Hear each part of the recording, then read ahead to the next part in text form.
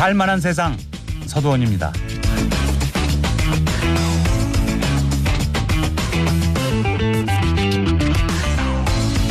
이스라엘과 하마스 간의 휴전이 오늘 시작됩니다. 인질과 포로를 서로 석방한다는 합의도 이루어져서 오늘 오후부터 이스라엘인 인질 1명당 팔레스타인 수감자 3명의 비율로 풀려날 예정입니다. 나흘로 한정된 휴전이라서 전쟁 종식으로 이어질 가능성은 높지 않은 상황이지만 이런 돌파구가 생겼다는 건 좋은 소식이죠. 오늘 서울 아침 기온이 영하로 떨어졌습니다. 낮 최고 기온도 영상 1, 2도밖에 되지 않겠다고 예보가 되어 있습니다. 감기 조심하시고요. 살만한 세상 오늘은 따뜻하게 출발해 보겠습니다.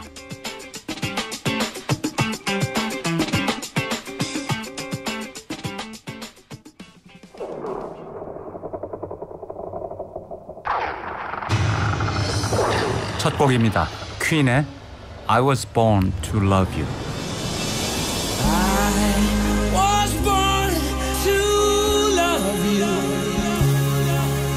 With every single beat of my heart,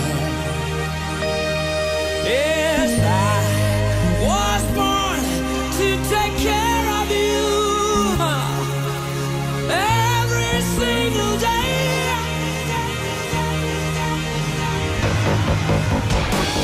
Hey, hey, hey. I was born to love with every single beat of my heart. Yes, I was born to take care of you every single day of my life. You are the one for me, I am the man for you. You were made for me, you're my ecstasy. If I was given every opportunity, I'd kill for your love. So take a chance with me, let me romance with you. I'm caught in a dream and my dreams come true. So hard to believe this has happened to me. An amazing feeling coming through. I was born to love you with every single beat of my heart. Yeah, I was born to take care of you, honey, every single day of my life. I wanna love you. I love every little thing about you. I wanna love you, love you, love you. Born to love you, born to love you. Yes, I was born to love you. Born to love you, born to love you every single day of my life.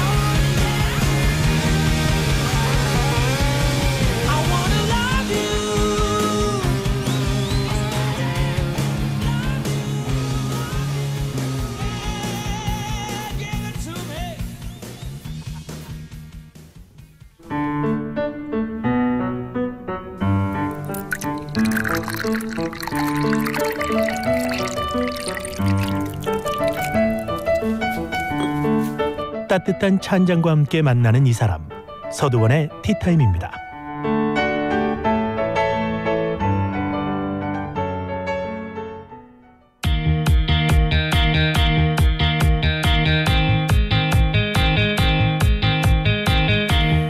대한민국은 급속한 경제 성장을 거치면서 선진국 추격의 시대를 지났고 이제 추월의 시대를 만들어가고 있습니다. 첨단 산업, IT, 대중문화 등에서 놀라운 활약을 보여주고 있죠. 한국이 강대국으로 도약하려면 무엇을 짚어봐야 할지 살펴보도록 하겠습니다. 서울대 국제대학원 이근 교수 나오셨습니다. 교수님 안녕하세요. 네, 안녕하세요. 교수님, 우리나라가 확실히 선진국이 됐습니까? 강대국이라고 볼 수 있나요? 선진국은 이미 된 것 같고요. 네. 강대국은 됐지만 강대국이 됐는지 잘 자각을 못하는 상태인 것 같아요. 아마 되고 있다라고 저는 보고 있습니다만은 선진국이 된 것은 제가 해외 출장을 좀 많이 다니다 보니까 해외 회의가 많아서 다니다 보니까 다들 해외 가셨다 오신 분들은 느끼겠지만 인천공항에 딱 들어오는 순간 아 역시 한국이 선진국이구나 이런 생각을 가지시는 분들이 많을 거예요. 네. 그 이유가 결국 이제 하드웨어와 소프트웨어의 문제인데 네. 대한민국은 선진국으로서의 하드웨어하고 소프트웨어를 다 갖췄다고 저는 봅니다. 특히 뭐 공공시설이라든가 공공인프라. 그다음에 뭐 이 우리 민간 영역에서도 선진국의 그 조건들을 다 갖췄는데 이제 사람들이 그렇게 얘기할 거예요. 아 뭐 미국이나 뭐 유럽, 일본은 이런 것들을 하는데 우리는 이런 부분이 부족한 게 아니냐. 그런데 다시 따지고 보면 미국이나 유럽 그리고 일본 같은 데 가도 굉장히 잘못하는 것들이 많이 있거든요. 아, 부족한 점 많이 보이죠. 많죠. 예. 그러니까 이게 그렇게 비교하면 안 되고 전체적으로 하드웨어나 소프트웨어에서 상당히 우리 수준이 높이 올라갔고 그건 아마 해외를 많이 다녀보시면 금방 느낄 수 있는 부분이라고 생각합니다. 네. 예. 선진국은 됐다고 보고요. 그럼 강대국이 되기 위한 조건은 어떤 게 있을까요? 강대국 그러면 저희가 세계사에서 강대국들이 어떤 국가가 있느냐 이렇게 보면서 강대국을 이미지를 떠오르는데 이 1945년 이전까지는 강대국이 대부분 제국들이었어요. 근데 이 제국은 전쟁을 잘하고 네. 그다음에 이 정복을 해서 땅을 뺏고 그렇죠. 또 그걸 잘 지키고 하는 나라들이 이제 강대국이었는데 1945년 이후부터는 전쟁에서 이기지 않고도 강대국이 되는 그런 시대가 된 것이거든요. 일본의 예를 보더라도 일본이 19세기 말 20세기 초에 강대국으로 올랐을 때 네. 청일전쟁이나 러일전쟁에 이기면서 강대국의 지위를 인정받았잖아요. 네. 그런데 1945년 이후에 패전국인 일본이나 독일 같은 경우를 보면 다시 강대국의 지위로 올라서는데 전쟁을 한 게 아니라 시장에서 자기들의 강대국의 지위를 인정을 받게 된 그렇죠. 것이거든요. 그러니까 경제 2위 대국, 경제 3위 대국, 중국도 마찬가지죠. 뭐 네. 전쟁을 통해서 지금 G2라고 불리우는 나라가 된 게 아니기 때문에 경제적인 면에서 시장에서 어느 정도 인정을 받느냐 한국이라는 국가가 그 면에서는 저는 이미 뭐 강대국의 대열에 올라섰다라고 보는데요. 문제는 한국이 강대국으로 인정받으려면 강대국같이 생각하고 네. 강대국같이 행동하고 강대국과 함께 아젠다도 만들고 협력도 하고 하는 이런 일들을 해야 되는데 그런 경험이 일천하기 때문에 아직 네. 그걸 못하는 게 좀 아쉬운 부분입니다. 네. 그러니까 책임도 따르잖아요. 국제사회에서. 그러면 다른 기존의 강대국들 뭐 미국이라든가 이런 나라들하고 뭐 협조도 많이 해야 되고 근데 난 아직 그런 건 아니야. 우리도 아직도 할 일 많아. 그러고 이제 우리 이익만 따르고 이러다 보면은 이제 국제사회에서 영향력이 커지기 어려울 것 같은데 어떤 아직 장애물이 좀 있을까요? 그 책임 부분은 아주 정확하게 지적하신 부분인데요.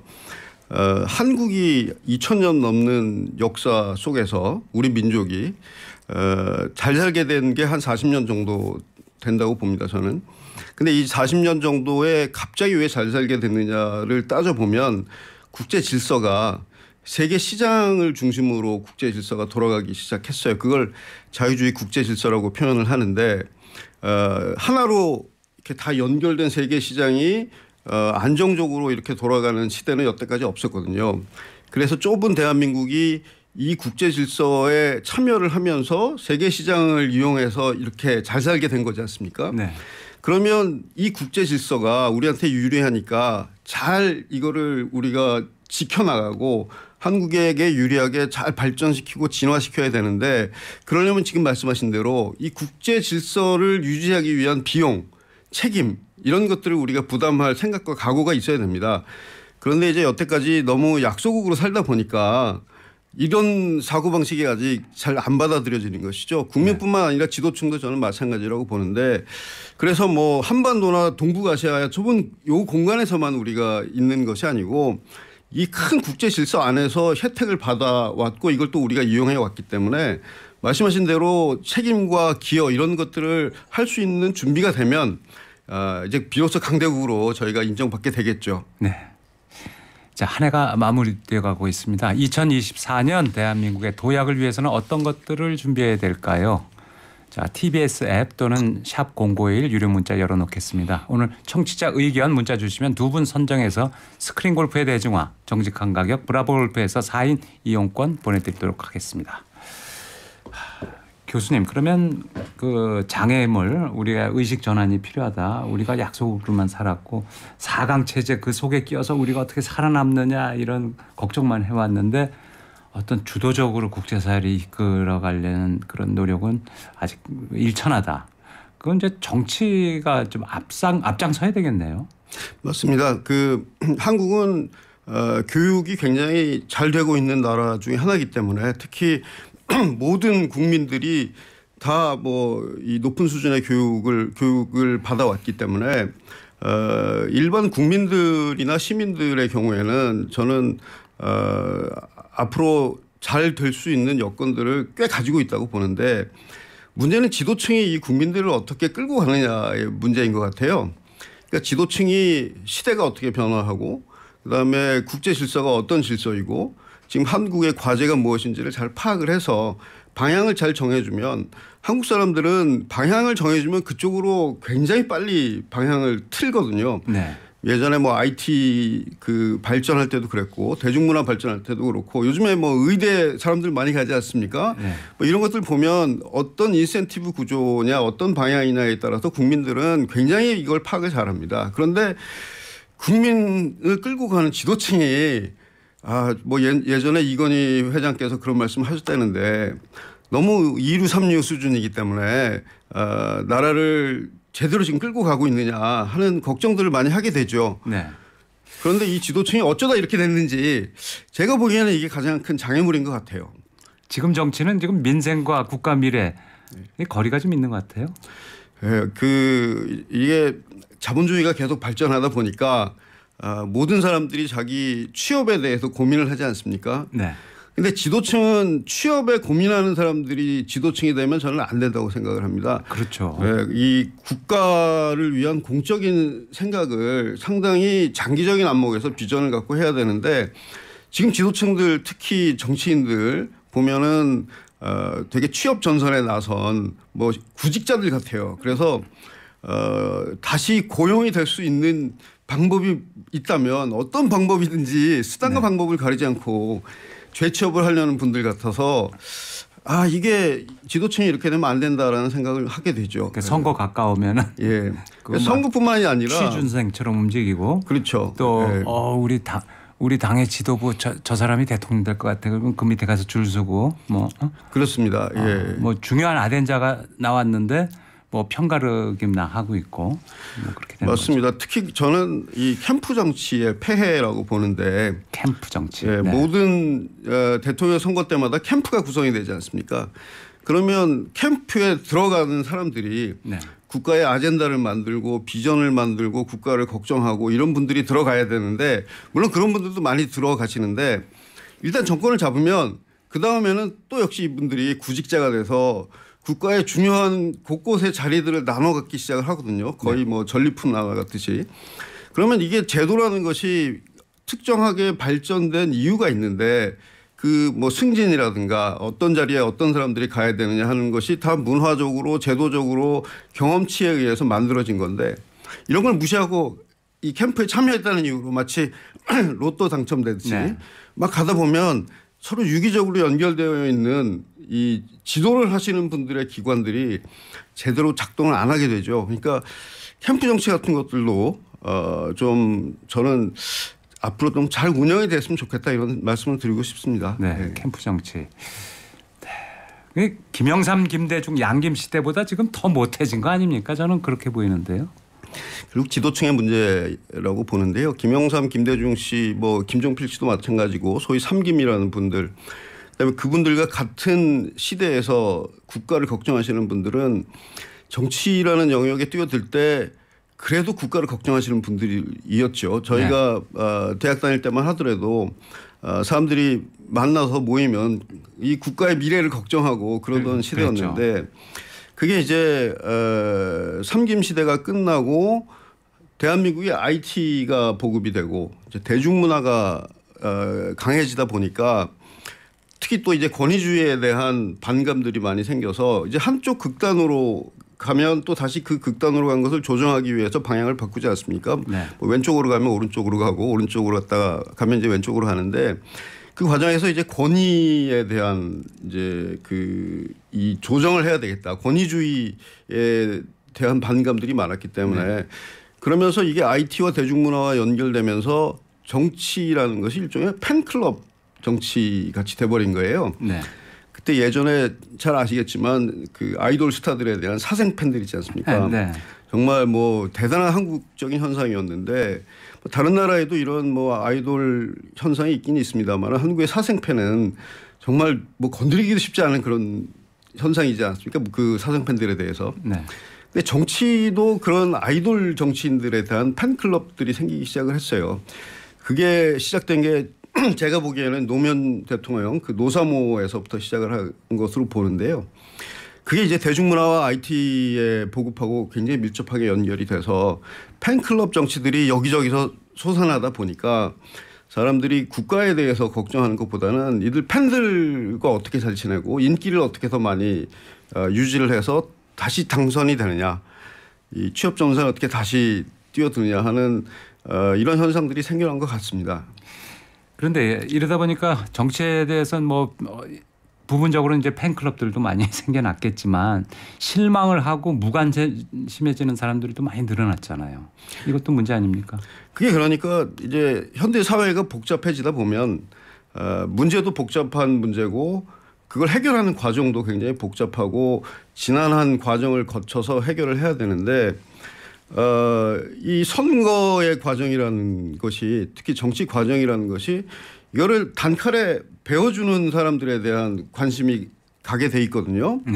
근데 예전에 잘 아시겠지만 그 뭐 아도르노나 호르카이머 같은 프랑크푸르트 학파 소위 이 사람들은 이걸 단칼에 배는 거를 도구적 이성이라는 걸 통해서 그러니까 계산하는 이성을 통해서 해결하려고 했던 것이죠. 그러다 보니까 사람들로 하여금 법을 잘 지키고 명령을 잘 지키고 유틸리티 계산대로 따라가게 해라 해서 굉장히 단순한 방향으로 굉장히 이 폭력적인 방법으로 가지 않았습니까? 네. 근데 지금은 그게 제가 붙인 말이지만 도구적 감성이라는 수단을 이용해서 감성적으로 해결하려고 하는 경향들이 많이 생깁니다. 네. 그래서 복잡한 문제들을 정치인들이 감성적으로 네. 이건 정의롭지 않다.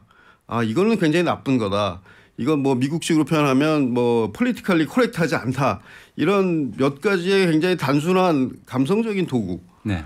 해결하다 보니까 정치가 굉장히 가벼워지고 복잡한 문제를 복잡하게 풀지 못하는 그런 현상이 나온 것 같습니다. 네, 청취자 반응 소개해드리겠습니다.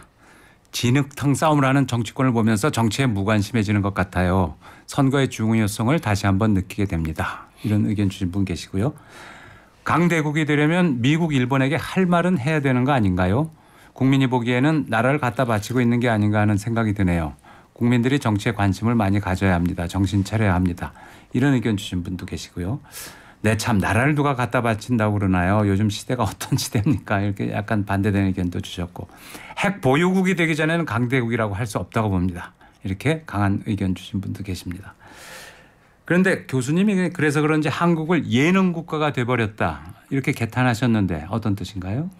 예능 국가가 됐다는 글을 제가 어디 써서 오늘 이 방송에 나온 것 같은데요. 이제 한국이 예능이나 대중문화에 굉장히 강한 국가이지 않습니까? 그리고 재미를 추구하고 그런 거는 저는 그렇게 나쁘다고 보지는 않습니다. 대중문화의 산업 경쟁력이 지금의 한류를 만들었고 소위 말하는 K-팝, 뭐 K-드라마, K-영화 뭐 이런 현상을 이제 가져왔기 때문에 나쁜 측면만 있는 것은 아닌데 이게 그 IT가 다른 나라보다 훨씬 먼저 보급이 되다 보니까 네. 사람들이 IT에 굉장히 익숙한 사람들이 됐어요. 특히 젊은 세대들이. 지금은 이제 나이 드신 분들도 유튜브나 이런 것들을 잘 보시지만 그래서 다른 나라들보다 일찍이 한국 사람들은 하루 종일 아침부터 밤까지 이 컴퓨터 스크린이나 뭐 휴대폰의 스크린 그걸 저는 이제 모니터라고 표현을 합니다만 이 모니터 속에 들어가 있는 거예요. 보면 아침에 일어나도 뭐 알람 소리가 들리면서 뉴스가 뭐가 있는지 이메일이 뭐가 있는지를 컴퓨터나 휴대폰으로 스마트폰으로 체크를 하고 그다음에 출근할 때도 제가 지하철을 타보면 다 이거 보고 있거든요. 네. 모니터를. 그다음에 회사에서 일을 할 때도 다 컴퓨터 스크린 앞에서 일을 하고 퇴근할 때도 똑같고 또 집에 가면 또 역시 마찬가지로 그런 모니터들을 보게 되는데 그 모니터 속에서 살다 보니까 결국은 사람들이 이 모니터에서 나오는 콘텐츠에 계속 끌려가게 돼 있습니다. 그런데 그렇겠죠. 이 모니터에서의 콘텐츠는 이 자극적이고 재미있고 또 지루하면 안 되니까 짧게 가야 되고 뭐 좀 길게 가는 것들도 인기 있는 뭐 콘텐츠들이 있습니다만 그다음에 자기하고 생각이 비슷한 말을 하는 사람들에 대한 그 확증 편향이라고 얘기하지 않습니까? 그런 어떤 유튜브 콘텐츠라든가 이런 거에 계속 이제 귀를 기울이다 보니까 사람들이 일상 자체가 이런 재미있고 이 자극적이고 이런 거에 이제 익숙해진 것이죠. 표피적이고. 예. 근데 이게 시작이 사실은 90년대 말 2000년대 초반에 네. 당시에 그 신경제 뉴 이카노미라는 게 좀 유행을 했었습니다. 그게 뭐냐면 지식 경제를 얘기하는 거죠. 그러니까 지식은 무한히 생산할 수 있고 무한히 소비할 수 있다 소비자들이. 그런데 이게 사실은 지식이 아니라 컨텐츠였던 것이죠. 그래서 이제 컨텐츠를 가지고 경제가 돌아가는 소위 말하는 컨텐츠 경제가 생겨나니까 이런 컨텐츠들이 굉장히 많이 나온 거죠. 그 재미를 추구하는. 예. 그럼 예능 국가화의 부작용은 어떤 게 있을까요? 예능 국가의 부작용은 아까 말씀드린 대로 문화산업 경쟁력 면에서는 좋은 부분이지만 그리고 인생을 좀 재미있게 살자는 면에서도 좋은 부분이지만 우리가 복잡한 문제 그리고 심각하게 고민해야 될 문제 그다음에 수기를 해야 될 문제 그리고 설득을 시켜야 되는 문제 긴 시간이 필요한 문제 그리고 창의적이고 비판적으로 사고해야 될 문제들이 널려 있거든요. 사회가 발전하면 발전할수록 더 복잡해지기 때문에 이런 문제들에 대해서 고민하고 생각하고 해야 되는 일반 대중뿐만 아니라 지도층들이 많이 나와야 되는데 아까 제가 말씀드린 대로 예능 국가화가 되다 보니까 지도층들이 인기인이 되고 싶어 하는 겁니다. 그러니까 사회를 끌고 가는 지도자가 아니라 인기인이 돼서 표를 많이 받고 인기 투표에서 표를 많이 받고 재취업 시장에서 재취업을 하는 이런 현상이 생겨버리니까 이게 아주 강대국으로 가는데 큰 장애물이라고 보여집니다. 모니터 사회라고 또 언급하셨는데 다 같은 얘기겠네요. 그러면. 그렇습니다. 예. 지금 뭐 저는 어떤 특정 회사의 제품을 쓰고 있는데 뭐 이 휴대폰이나 이런 것들을 네. 그걸 보면 일주일에 아니면 한 달인가 일주일마다 스크린을 몇 시간 동안 봤는지가 통계적으로 계속 저한테 와요. 예. 그런 장치가 있다는 것만 하더라도 얼마나 사람들이 이 모니터 속으로 들어가서 중독되어 있는지를 알 수가 있는 것이죠. 네. 청취자 의견 또 전해드리겠습니다. 대통령이 해외에 순방하고 있는데 대통령보다 K스타들이 더 이슈가 되는 것 같습니다. 안타깝습니다. 이런 의견 주신 분도 계시고 국민들한테 희망봉을 가리켜서 그쪽을 향해야 되는데 국민들 피곤하게 해서 건강식품으로 생색내고 본인들 안전하게 잘 먹고 잘 사는 직업군일 뿐 국격에 관심 없는데 선진국은 요원합니다. 이런 의견 주셨고요.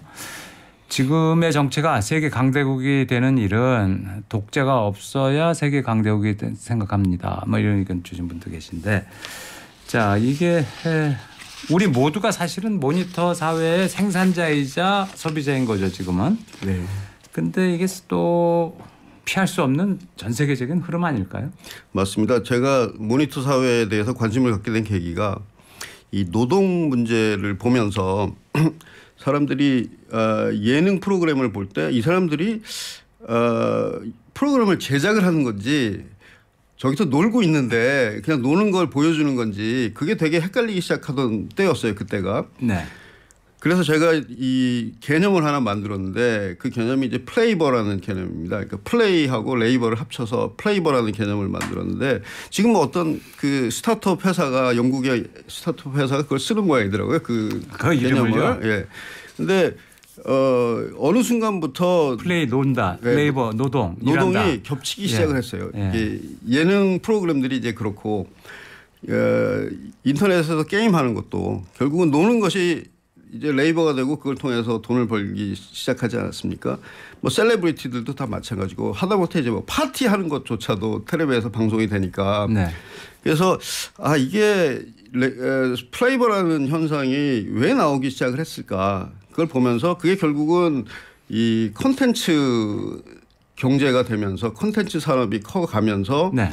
아까 말씀드린 대로 무한적으로 생산이 가능한 그런 콘텐츠인 것이죠. 사실은 플레이버도 자기가 계속 플레이버를 하다 보면 그걸로 돈을 벌기 위해서는 슬레이버가 됩니다. 이게 제 수업에서 학생들이 만든 말인데 슬레이버는 뭐냐면 이게 슬레이브 플러스 레이버거든요. 노예같이 노동을 하게 됩니다. 같이 노동을 하게 됩니다. 유튜브 제작하시는 분들이 제일 잘 알 텐데요. 유튜브는 혼자서 제작하게 되면 그거 밤새서 해야 되거든요. 그게 자기 착취하는 이 과정인데 플레이버도 슬레이버가 되지만 여튼 그 이유 중에 하나는 그렇게 플레이버로 가는 이유 중에 하나는 콘텐츠 산업에서 생산을 하기 위해서 콘텐츠를 생산하기 위해서 젊은 사람들이 그 시장으로 많이 들어가면서 그렇게 된 거죠. 즉 새로운 시장이 창출되는데 그 시장과 고용이 이 콘텐츠 시장 쪽에서 주로 고용이 창출이 되고 이 콘텐츠가 생산이 되니까 네. 그쪽 방향으로 가는 거는 뭐 어쩔 수 없는 길이고요. 제가 머리를 이렇게 깎으러 갔는데 어떤 젊은 사람이 와서 유튜버에 맞게 제 머리를 좀 해 주십시오 하는 사람들까지 나오는 이런 세상입니다. 요즘은. 예. 그렇군요. 예. 오늘은 예능 국가가 되어버린 대한민국에 대해서 이익은 서울대학교 교수와 이야기 나눠보고 있습니다. 박효신의 야생화 들으시고요. 교통정보 듣고 다시 2부 이어가겠습니다. 지금 시각 11시 28분입니다.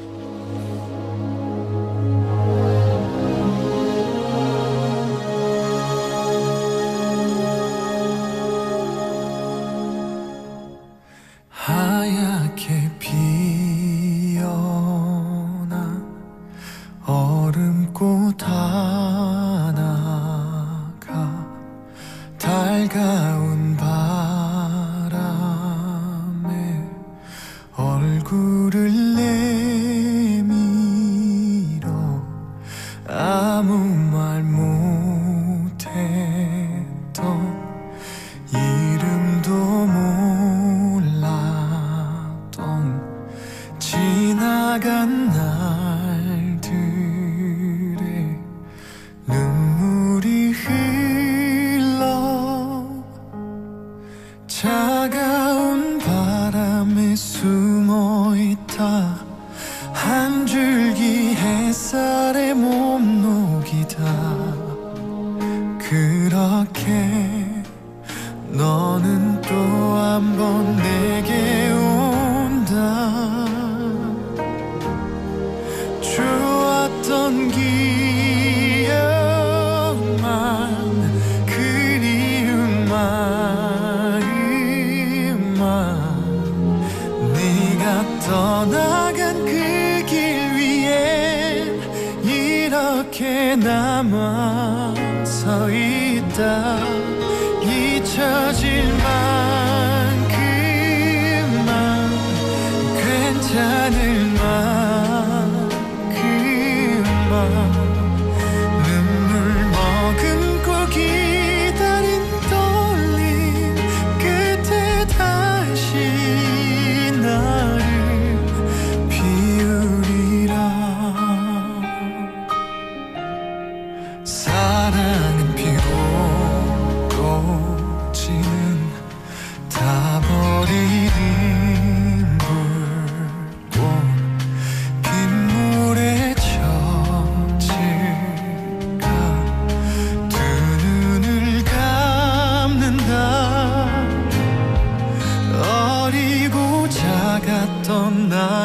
맘에 눈부시게 빛나던 추억 속에 그렇게 너를 또 한 번 불러본다. 좋았던 기억만 그리운 마음만 네가 떠나간 그 길 위에 이렇게 남아서 있다. 잊혀질 만큼만 괜찮을 만큼만 눈물 머금고 기다린 떨림 끝에 다시 나는 넌 메말라가는 땅 위에 온몸이 다 들어가고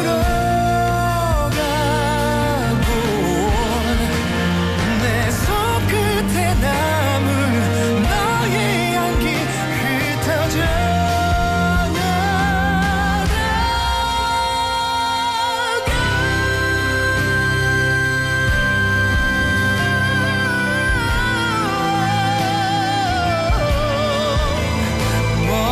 멀어져가는 너의 손이 붙잡지 못해 아프다. 살아간 만큼만 미워했던 만큼만 먼 날 너를 데려다 줄게. 봄이 오면 그날에 나 피우리라.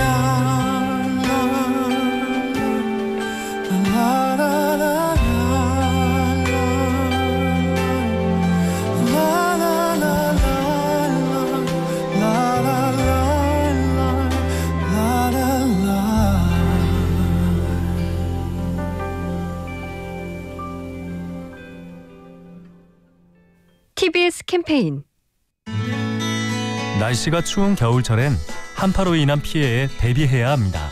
심혈관 질환이나 고혈압 같은 만성 질환자들은 야외 활동을 피하고 외출할 때는 모자나 귀마개를 착용해 체온이 떨어지지 않도록 각별히 주의하세요.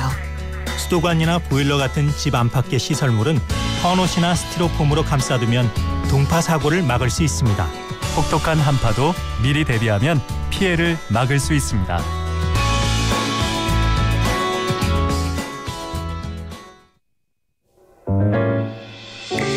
당신이 있는 곳에 TBS 11시 34분 교통정보입니다. 도로에 사고가 한 건씩 발생합니다. 경부고속도로 시구간 빠져나가는 길 서초나들목을 조금 지난 지점에 승용차끼리 부딪힌 사고 나면서 5차로에서 사고 차량 처리하고 있습니다. 이후로는 오산에서 안성까지 5차로 막고 작업 중이라 동탄 분기점부터 6km 구간 정체, 또 천안 휴게소 일대로도 천천히 이동하고 있습니다. 서해안고속도로 서울 쪽으로는 8탄 분기점 1차로에서 사고 처리 중이라 2km 정도 여파가 생겼고요. 영동고속도로 강릉으로 향하는 길 서안산 나들목 진입로 광장부에도 화물차 사고 나서 처리합니다. 이후로는 반월터널에서 부곡 그리고 용인에서 양지터널까지 총 15km가량 정체가 계속되고 있습니다. 서울 양양간 고속도로 양양으로 향하는 길 미사터널 앞두고 중앙에 놓여진 녹지대 위로 승용차가 올라간 사고도 발생했습니다. 처리 작업하고 있는데요. 교통량도 적은 편이고 차로 통제로 인한 불편은 없으니까 이동에 참고하시면 좋겠습니다. 안전운전 하시기 바랍니다. TBS 정보센터였습니다. 네, 살만한 세상 2부입니다. 서울대학교 국제대학원 이근 교수와 함께 예능 국가가 되어버린 대한민국, 이런 주제로 이야기 나누고 있습니다. 교수님, 아까 예능 국가 얘기해 주실 때 복잡해야 마땅한 사안, 진짜 복잡한 사안, 그리고 전문적인 지식과 판단력이 필요한 사안, 이런 것까지 예능적으로 그냥 일반 대중한테 어필하는 식으로 가볍게 다뤄지는 세상이 이제 개탄스럽다, 이런 지적을 해주시는데 그게 가장 귀에 와닿는 것 같아요. 예, 지도층이 예능인이 되다 보니까 그렇게 가는 것 같아요. 왜냐하면 국민들이 복잡하고 이런 거 되게 싫어하거든요. 뭐 밥 먹고 뭐 가족들이 모여서 얘기할 때도 복잡한 얘기하면 다들 싫어하지 않습니까? 그러니까 복잡하지 않게 풀어주는 능력이 있는 사람들, 그게 예능인들이지 않습니까? 사실은 네. 예능인들이 좋고 훌륭한 일들 많이 합니다만은 복잡한 문제를 다루는 분들까지 예능인이 돼서는 안 된다. 그게 뭐 한쪽에서는 감성으로 풀고 다른 한쪽에서는 그걸 이렇게 찍어 누르는 걸로 풀고 네. 뭐 이런 현상들이 대한민국에 계속 있어 왔는데 좀 그 뚝심을 가지고 뭐 수기도 하고 설득도 하고 그다음에 전문적으로 토론도 하고 거기에 좀 익숙한 문화가 균형을 가지고 발전을 해야 된다고 생각을 합니다. 뭐 몇백 명, 몇천 명이 뭐 인터넷상에서 무슨 의견을 올리든지 간에 그분들보다 진짜 책임을 갖고 전문가적인 입장에서 정치가 됐던 어떤 무슨 기관이 됐든 그런 데서 복잡하게 결정해야 될 사안은 그런 데 휘둘리지 말아야 되지 않겠습니까? 그렇습니다. 예. 그 댓글 보시면 금방 아실 텐데요. 그러니까 댓글 같은 데 너무 예. 휘둘리면 안 되죠. 예. 댓글 중에서 정말 그 복잡한 문제를 복잡하게 이 반응을 보이는 댓글은 거의 뭐 한 100만 개 중에 1개 정도 있지 않을까 싶어요. 그중에 자기 예. 주장을 이제 아주 어필할 수 있는 어떤 한 가지만 가지고 탁 침으로 찌르는 듯이 이렇게 댓글을 달죠. 그렇죠. 그리고 댓글의 대부분이 감성을 자극하는 뭐 이런 식으로 뭐 지식인이 얘기해도 되느냐 뭐 이런 네. 이 인신공격적인 댓글도 굉장히 많습니다. 이게 다 감성으로 가는 거죠. 사실. 그런데 정치와 인플루언서의 협업 이런 거에 대한 지적도 하셨어요? 예, 인플루언서를 통해서 사람들의 관심을 끌고 어떤 특정한 주제에 대해서 사람들의 관심을 동원하고 하는 것들은 저는 있을 수 있다고 봅니다. 네. 왜냐하면 인플루언서만큼 사람들의 관심을 끌어오는 그런 것들이 없거든요. 요즘에 뭐 이 공영방송 같은 데서 그런 걸 못하고 있기 때문에 네. 보조적인 장치로 인플루언서를 협업의 대상으로 보는 건 좋지만 인플루언서들이 대부분 셀레브리티 아닙니까? 한국에서는. 네. 그러니까 어그로 끌고 뭐 관종 아니면 자극적인 것들을 가지고 뭐 먹방을 하던 뭘 하든 근데 이런 인플루언서들이 나와달라 그러면 정치인이나 지도층에서 대부분 다 나가요. 왜냐하면 노출이 돼야 되니까. 악플보다 무플을 더 싫어하는 사람들 아닙니까 이분들이. 그러니까 거기에 나가면 자연스럽게 본인의 이미지나 이런 것들을 인플루언서와 같이 가는 걸로 맞추다 보면 말씀하신 대로 복잡한 문제나 중요한 문제들이 가벼워질 수 있는 것이죠. 예. 네. 그러니까 정치와 인플루언서 협업은 약간 위험한 부분이 있다.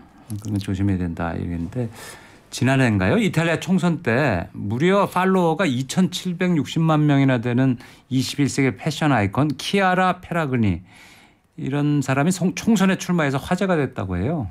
그런데 이 소셜미디어 인플루언서의 영향이 커지는 게 실감이 나는데 이런 사람이 직접 정치에 뛰어들면은 투표율은 올라가겠어요?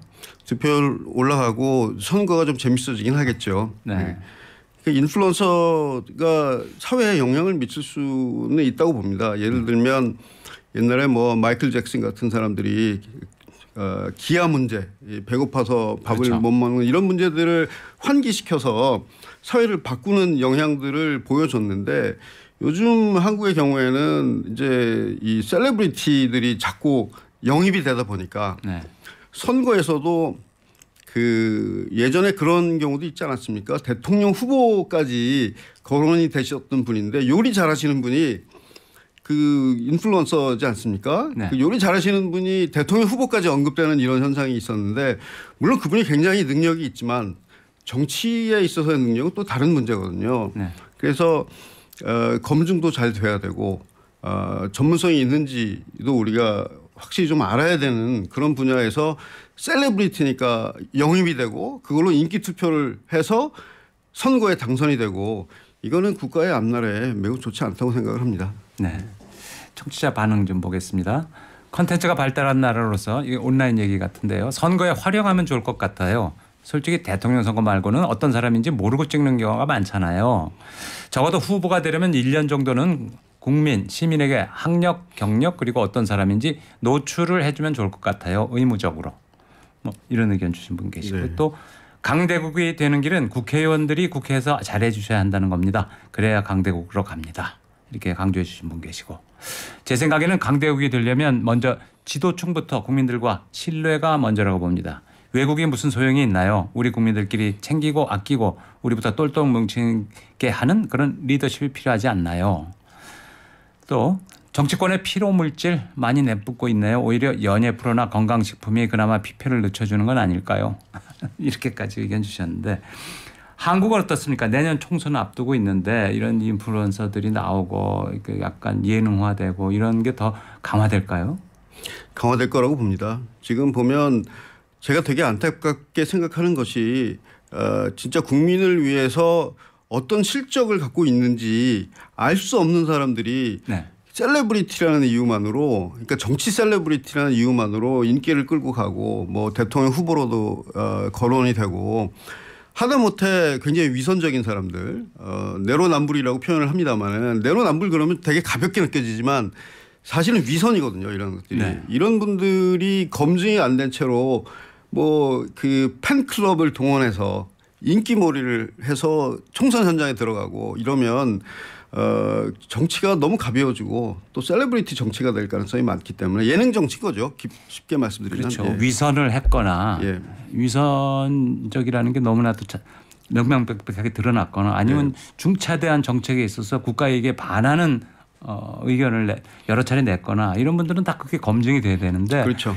그런 것하고 아무 관계도 없이 나 저 사람 좋아 그럼 팬클럽 비슷하게 예. 그럼 무조건 지지해주고 또 그렇죠. 이런 게 더 중요하게 작용하는 것 같다. 이렇게 그러니까 보여요. 도덕의 문제나 윤리의 문제, 그다음에 불법의 문제 이런 것들이 인기와 지지층에 의해서 다 희석이 되니까 네. 그러면 공공의 영역이 무너지는 거거든요. 네.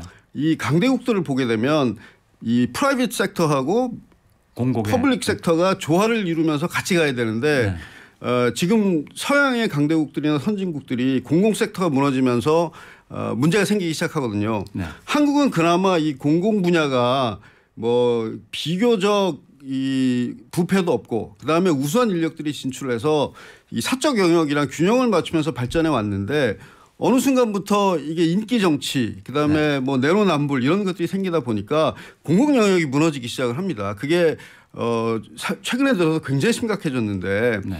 공공 영역이 무너지면 선진국은 물론이고 강대국이 되는 것도 굉장히 힘들어집니다. 그래서 공공 영역에 계시는 분들 공사 구별 좀 정확하게 하시고 프로페셔널하게 사시고 인테그리티 좀 깨끗하게 위선 없이 가야 된다고 저는 봅니다. 그렇죠.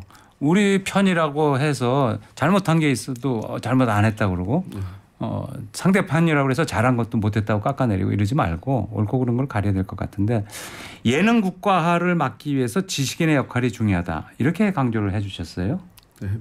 지식인들도 정치인들과 비슷하게 지금 취업 전선에 나가 있지 않습니까?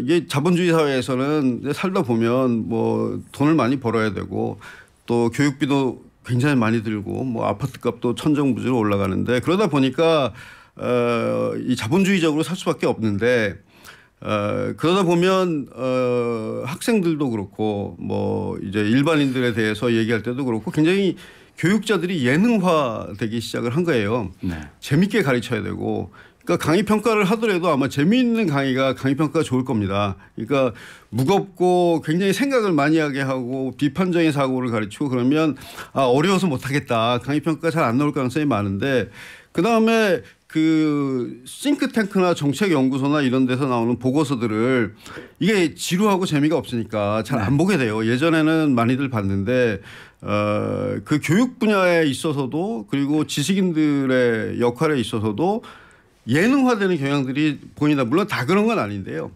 그리고 예능화되는 것뿐만 아니라 일종의 이제 취업 전선에 있는 이 자본주의의 셀러리맨 같이 되는 경향들이 보여서 세상은 굉장히 복잡하고 빠르게 변해가고 있는데 네. 이거를 지식인들이 봐서 분석해주고 방향을 제시해주고 하는 걸 하지 않으면 국가의 미래가 어떻게 될지를 아무도 모르고 지도층마저도 우왕좌왕하게 되거든요. 그렇겠죠. 그런데 이 지식인들이 변화하는 세상에 맞춰가지 못 그냥 따라가고만 있단 말이죠. 네. 지금은 굉장한 변혁의 시기이기 때문에 먼저 태어난 사람들이 나중에 태어난 사람보다 뭘 잘 모르게 되는 시대예요. 네. 그러니까 예전에 이 대량 생산 시대에 잘 적응해 있던 사람들이 IT 시대에 적응해 있는 젊은 사람들한테 뭘 가르치려고 그러면 그걸 꼰대라고 하지 않습니까? 네. 그만큼 세상이 빨리 변하고 앞선 사람들이 뒤선 사람한테 뒤지게 되는 그런 시대임에도 불구하고 지식인들이 이런 걸 빨리 알려주고 그다음에 어떻게 세상이 변할 것인지 방향이 어떻게 될 것인지 AI가 어떤 영향을 미칠 것인지 이런 것들을 보여줘야 되는데 그게 굉장히 그냥 재미있고 가벼운 쪽으로 가야만 나도 인기가 있고 이게 사는 데 있어서 도움이 많이 되는구나 라는 생각들을 하게 되는 것 같아요. 다 그런 건 아닙니다만은. 지식인들이 말이죠. 예, 저도 뭐 누워서 침 뱉는 격이긴 합니다만 좀 안타까운 부분입니다. 네, 지금 청취자 반응 하나만 알려드릴게요. 예능 국가도 중요한 문제점이긴 합니다만 방송 전체가 장기 집권 예능판인데 어떻게 생각하시나요? 이거 맞는 지적이세요? 예, 뭐 같은 말씀입니다. 네, 예, 너무 예능판이죠. 예. 네. 자, 지금 시각 11시 47분인데요. 교통정보 듣고 돌아오겠습니다. 당신이 있는 곳에 TBS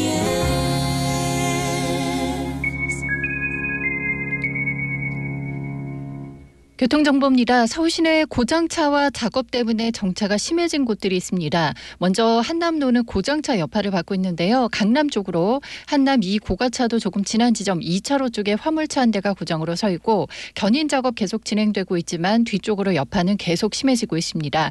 현재 퇴계로 2가 이전부터 남산 1호터널 입구 출구지나 한남 2 고가차도까지 꽉 막혀 있는데요. 도심에서 강남 쪽으로 가실 분들 남산 1호터널이 많이 막히고 있으니까 남산 3호 터널이나 동호로 쪽으로 우회를 하시는 게 좋겠습니다. 그리고 강변북로 구리 쪽으로 한남대교 조금 못 간 지점에서는 4차로 막고 시설물 보수 작업하고 있는데요. 현재 구리 쪽은 방화대교에서 작업하는 한남대교까지 긴 구간 정체입니다. 이 구간 지나는데 45분 정도 걸리고요. 강 건너편 올림픽대로 하남 쪽으로는 방화대교에서 성산대교, 이후로 여의도에서 영동대교까지 밀리고 있습니다. 교통정보였습니다. 예능 국가를 막기 위한 지식인의 역할을 강조해 주셨는데요. 일반 시민들의 역할은 어떨까요? 대한민국 시민들은 제가 다른 나라를 다녀보면서 또 다른 나라에서 살아보면서 비교해 보면 뭐 비교라는 게 꽤 기분 좋은 일은 아닙니다만은 굉장히 열심히 사는 분들입니다. 대한민국 시민들 같이 열심히 살고 자기 분야에서 좀 잘해보려고 노력하는 시민들이 없다고 보입니다. 물론 경쟁이 좀 심한 부분 때문에 힘들게 살고 계시지만 그리고 다른 나라에 비해서 지적인 욕구가 굉장히 강한 분들이고요. 예전에 뭐 인터스텔라라는 그 소위 말하는 물리학 영화가 있었는데 네. 그게 한국에서는 굉장히 히트를 친 영화거든요. 그게 네. 굉장히 기현상인데 그만큼 한국 사람들이 지적인 욕구가 많은데 네. 시민들은 그래서 열심히 잘 살고 있고 지적인 욕구가 많으니까 결국은 지도층이 어떻게 이끌어 가느냐. 뭐 0.1%든 1%든 이 지도층이 굉장히 중요하거든요. 그러니까 지도층이 되실 분들은 좀 사명감도 갖고 국가의 미래를 걱정하고 제가 강대국 얘기를 말씀드리는 얘기가 이유가 강대국 그러면 사람들이 좀 거부감을 갖는 분들도 있어요. 우리가 네. 굳이 피곤하게 왜 강대국을 해야 되느냐. 근데 강대국은 미래를 만들어가는 나라들이거든요. 네. 뭐 새로운 질서가 어떻게 잡히고 규제를 어떻게 해야 되고 스탠다드가 어떻게 생기고를 강대국들이 모여서 만들기 때문에 강대국이 되지 않으면 미래에서 뒤처지게 됩니다. 그래서 강대국이 필요한데 이 부분은 결국 지도층이 해줘야 되는 것이죠. 네. 예.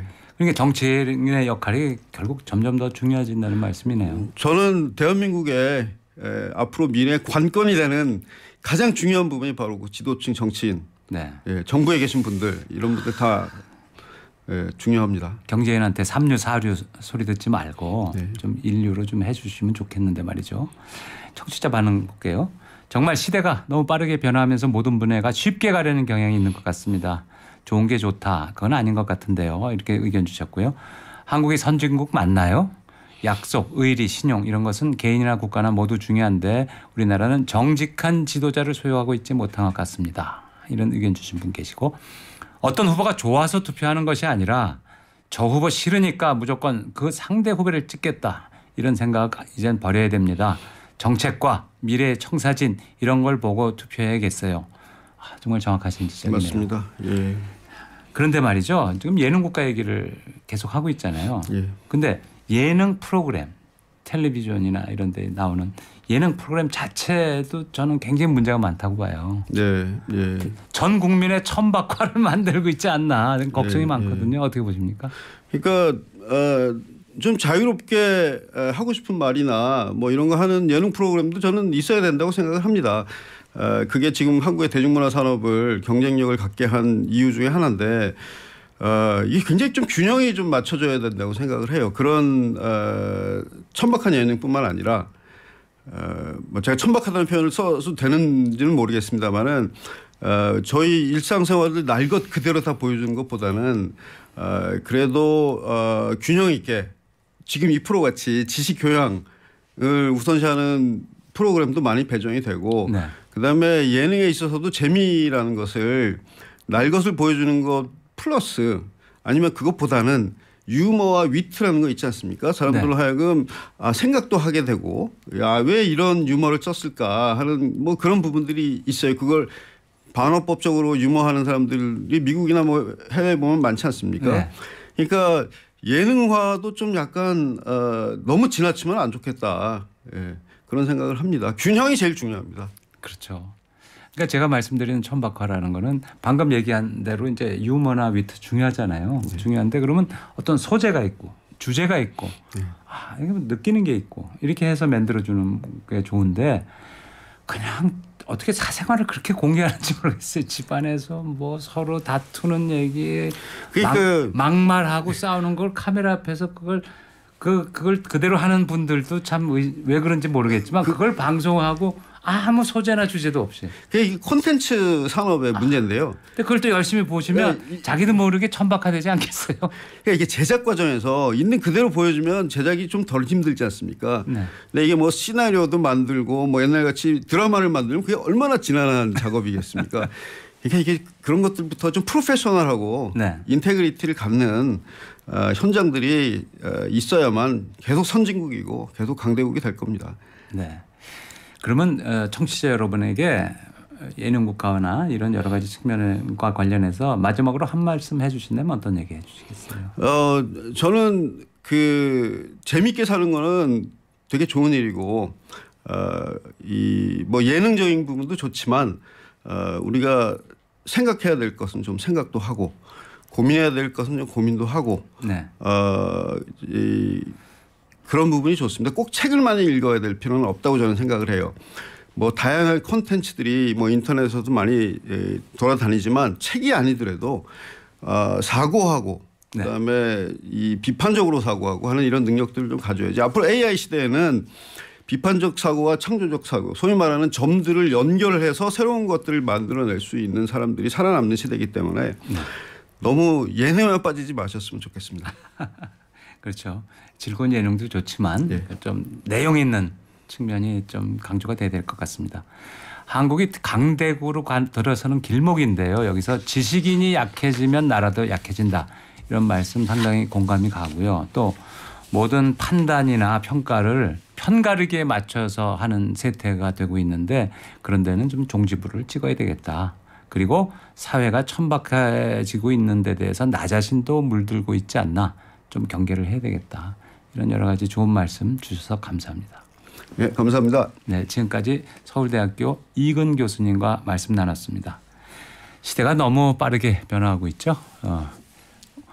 오늘 방송은 여기까지고요. 다음 주 살만한 세상 서도원입니다에서는 강창희 노후 전문가로부터 요즘 화두죠. 메가시티에서 대해서 다룰 예정이고요. 많은 관심 부탁드리고요. 저희는 더욱 풍성한 내용으로 다음 주 또 찾아뵙도록 하겠습니다. 여러분 오늘 감사합니다.